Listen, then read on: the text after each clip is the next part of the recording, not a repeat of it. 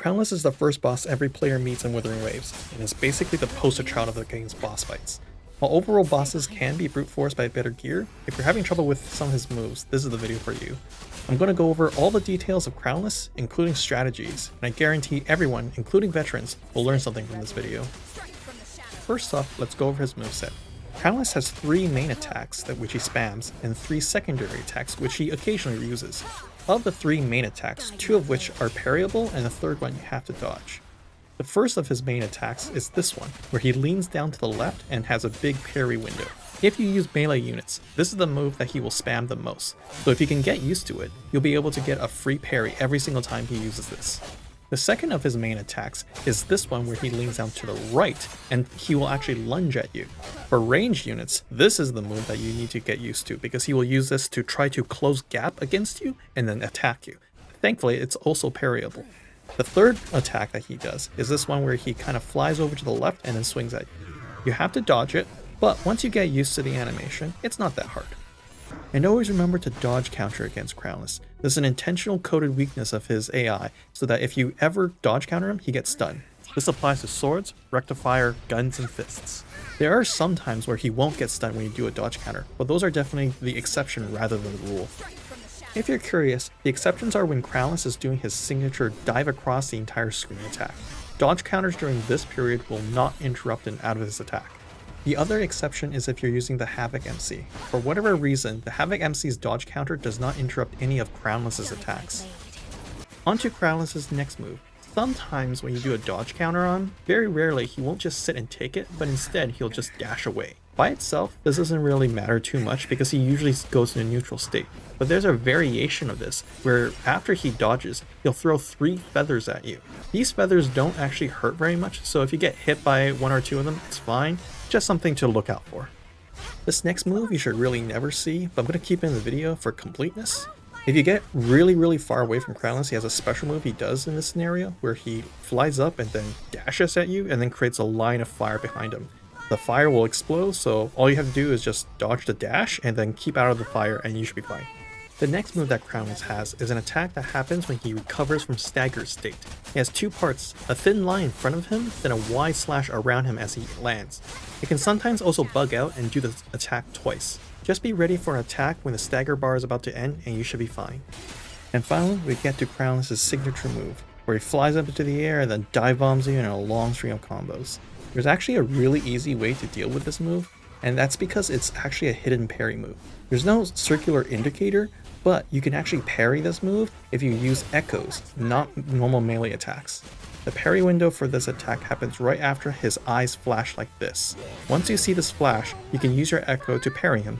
I haven't tested every single echo to see what can parry Crownless here, but of the ones that I did test, I really like the cyan color heron and the rocksteady golem. The cyan color heron is good because it tracks and it flies upwards, so once you see the flash, you can just use the echo and it'll just auto parry for you.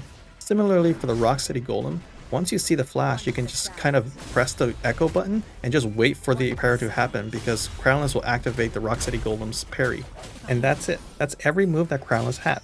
The first 3 moves, however, are combos, and they will continue if you don't interrupt him or parry him. So we should also look at what they do afterwards.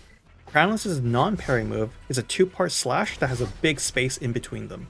Crownless' attack where he leans to the left is actually a 3-hit combo where every single hit is parryable. If you fail to parry the first hit, you can always get a second chance with the second or third hit. And the move where Crownless lunges at you. This move is a little bit strange, where if you don't parry the lunge, follow-up is actually random. He'll either follow up with his regular 2-hit non-parryable combo, or he will follow up with his 3-hit combo where everything is parryable. And for his signature move, if you have no choice but to dodge him, there's a couple of tips I can give you. His first attack is actually 2 slashes, where only his second slash can really hit you. This means that if you want to dodge his attack, you need to wait until he does his first slash before pressing the dodge button. The following attack is just a straightforward dive down towards you. Just dodge when you see his animation start. Afterwards, Crownless will summon a tornado. This tornado appears instantly and rushes towards you. However, the hitbox is not as big as you think. It's really only the eye of the tornado that can hit you. Because of this, I like to dodge into the tornado as it's more consistent for me.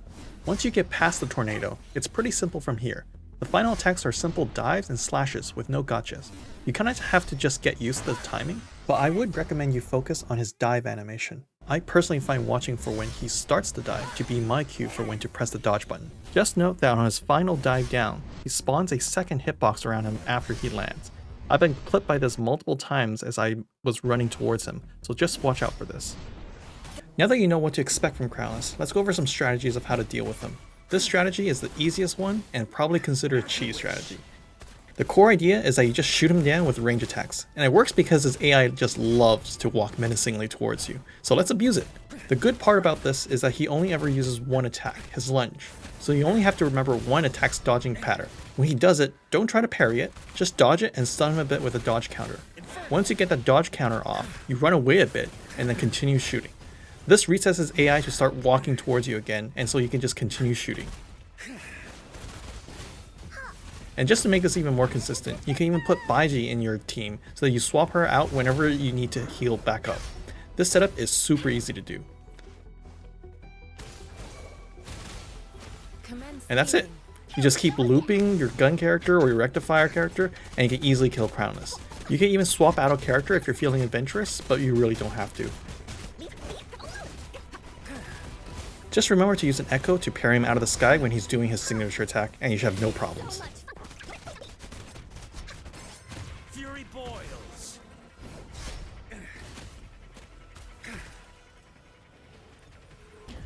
Of course, this strategy is not really the fast-paced combat Wuthering Waves is known for, and it really doesn't help you if you like playing melee characters. So for those of you that want to play melee against Crownless, the best advice I can give you is just slow down. When you're first starting out, I suggest you do the following strategy. Parry or dodge an attack and do a single combo, then just stop and wait.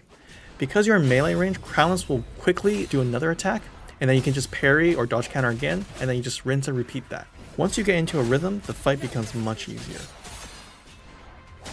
Remember to watch out for when Crownless recovers from a stagger because he doesn't attack, and be sure to use an echo to parry him out of his signature move. But there's not much else you really need to think about when fighting Crownless if you do this strategy. Just remember to be calm, be deliberate, and slow down. You should be able to do this. As a showcase, here's also how you can really abuse the intro attacks as a way to parry. Both intro skills and ultimates can be a very effective way of parrying when you're locked in an animation. You can notice that I am very aggressive here. Because I know I have an intro skill in the bank, I can play very aggressively and not care about being locked in an animation. No mercy.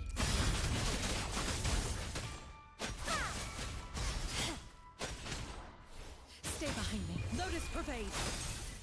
And that's it for this guide. That's everything I know about Crownless, so I hope you found something here that helps you.